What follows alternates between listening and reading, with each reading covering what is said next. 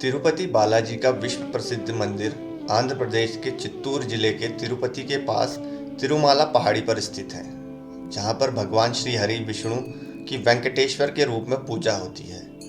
भगवान श्री वेंकटेश्वर अपनी पत्नी पद्मावती यानी लक्ष्मी माता के साथ तिरुमला में निवास करते हैं। तो दोस्तों, आइए जानते हैं बालाजी की कहानी और भक्त क्यों देते हैं यहाँ पर अपने बालों का दान। तिरुपति बालाजी मंदिर से जुड़ी हमें दो कथाएं मिलती हैं। पहली कथा उनके वराह अवतार से जुड़ी है और दूसरी कथा माता लक्ष्मी और उनके वेंकटेश्वर रूप से जुड़ी हुई है। पहली कथा, आदिकाल में धरती पर जल ही जल हो गया था, यानी पैर रखने के लिए कोई जमीन नहीं बची थी। कहते हैं कि ऐसा इसलिए हुआ क्योंकि पवन देव ने भारी अग्नि को रोकने के लिए उग्र रूप से उड़ान भरी, जिससे बादल फट गए और बहुत बारिश हुई और धरती जलमग्न हो गई। धरती पर पुनः जीवन का संचार करने के लिए श्री हरि विष्णु ने तब आदि वराह अवतार लिया। उन्होंने अपने इस अवतार में जल के भीतर की धरती को ऊपर तक अपने तुस्क का उपयोग करके खींच लिया। इसके बाद पुनः ब्रह्मा के योग बल से लोग रहने लगे और आदि वराह ने तब बाद में ब्रह्मा के अनुरोध पर एक रचना का रूप धारण किया और अपने बेहतर आधे 4 हाथों वाले भूदेवी के साथ कृतचला विमना पर निवास किया और लोगों को ध्यान योग और कर्म योग जैसे ज्ञान और वरदान देने का फैसला किया। दूसरी कथा, कलयुग के प्रारंभ होने पर आदि वराह वेंकटाद्रि पर्वत छोड़कर अपने लोक चले गए, जिसके चलते ब्रह्मा जी चिंतित रहने लगे और नारद जी से विष्णु को पुनः लाने के लिए कहा। नारद एक दिन गंगा के तट पर गए, जहां पर ऋषि इस बात को लेकर भ्रम में थे कि हमारे यज्ञ का फल त्रिदेव में से किसे मिलेगा। नारद जी ने उनको शंका समाधान हेतु भृगु को यह कार्य सौंपा। भृगु ऋषि सभी देवताओं के पास गए, लेकिन भगवान शिव और विष्णु जी ने उनकी बातों पर ध्यान नहीं दिया, तो वे क्रोधित हो गए। क्रोधित होकर भृगु ऋषि ने विष्णु जी की छाती पर एक लात मार दी। इसके बावजूद विष्णु जी ने ऋषि के पैरों की यह सोचकर मालिश की कि कहीं उनके पैरों में दर्द ना होने लगा हो। यह देखकर ऋषि भृगु को सभी ऋषियों को उत्तर मिल गया कि उनके यज्ञ का फल हमेशा भगवान विष्णु को समर्पित होगा। परंतु श्री हरि विष्णु की छाती पर लात मारने के कारण माता लक्ष्मी क्रोधित हो गई। उन्हें अपने पति का अपमान सहन नहीं हुआ और वे चाहती थी कि भगवान विष्णु ऋषि भृगु को दंडित करें, परंतु ऐसा नहीं हुआ।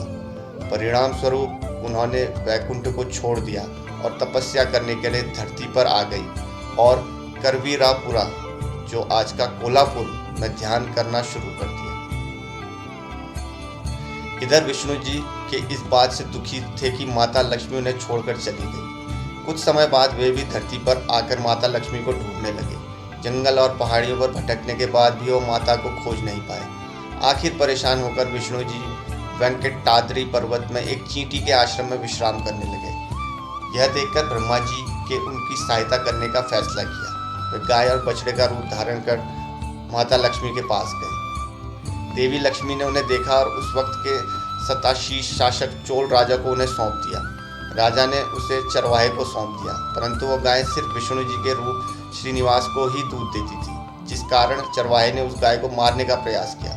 तब श्रीनिवास ने चरवाहे पर हमला करके गाय को बचाया। क्रोधित होकर उन्होंने चोल राजा को एक राक्षस के रूप में जन्म लेने का श्राप दे दिया। राजा ने दया की प्रार्थना की। तब श्रीनिवास ने कहा कि राजा को दया तब मिलेगी जब वो अपनी बेटी पद्मावती का विवाह मुझसे करेगा।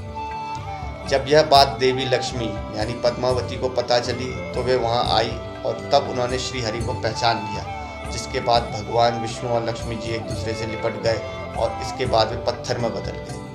फिर ब्रह्मा जी और शिव जी ने हस्तक्षेप करके लोगों को इस अवतार के उद्देश्य से अवगत कराया। कहते हैं कि किसी काल में श्री हरि विष्णु ने वेंकटेश्वर स्वामी के रूप में अवतार लिया था।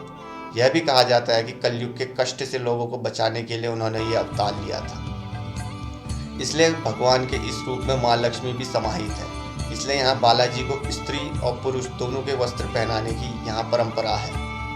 बालाजी को प्रतिदिन नीचे धोती और ऊपर साड़ी से सजाया जाता है। तिरुपति बालाजी में बाल क्यों काटते हैं? बाल दान देने का पीछे का कारण यह माना जाता है कि भगवान वेंकटेश्वर कुबेर से लिए गए ऋण को चुकाते हैं। कथा अनुसार जब भगवान वेंकटेश्वर का पद्मावती से विवाह हुआ था, तब एक परंपरा के अनुसार वर को शादी से पहले कन्या के परिवार को एक तरह का शुल्क देना होता था, लेकिन भगवान वेंकटेश्वर ये शुल्क देने में असमर्थ थे। इसलिए उन्होंने कुबेर देवता से ऋण लेकर पद्मावती से विवाह किया और वचन दिया कि कलयुग के अंत तक वे कुबेर का सारा ऋण चुका देंगे। उन्होंने देवी लक्ष्मी की ओर से भी वचन देते हुए कहा कि जो भी भक्त उनका ऋण लौटाने में उनकी मदद करेंगे, देवी लक्ष्मी उन्हें उनका 10 गुना ज़्यादा धन देगी। इस कारण तिरुपति जाने वाले विष्णु भगवान पर आस्था रखने वाले भक्त धन के साथ साथ अपने बालों का दान कर भगवान विष्णु का ऋण चुकाने में उनकी मदद करते हैं। तो दोस्तों, ये थी हमारी आज की पौराणिक कथा। आशा करते हैं आपको हमारी आज की यह पौराणिक कथा पसंद आई होगी, और अगर आपको हमारी आज की यह कथा पसंद आई है तो हमारे वीडियो को लाइक और शेयर करना बिल्कुल ना भूलिए, और हमारे चैनल को भी सब्सक्राइब करना बिल्कुल मत भूलिएगा। तो दोस्तों, मिलते हैं अगले किसी और वीडियो में। तब तक के लिए हर हर महादेव।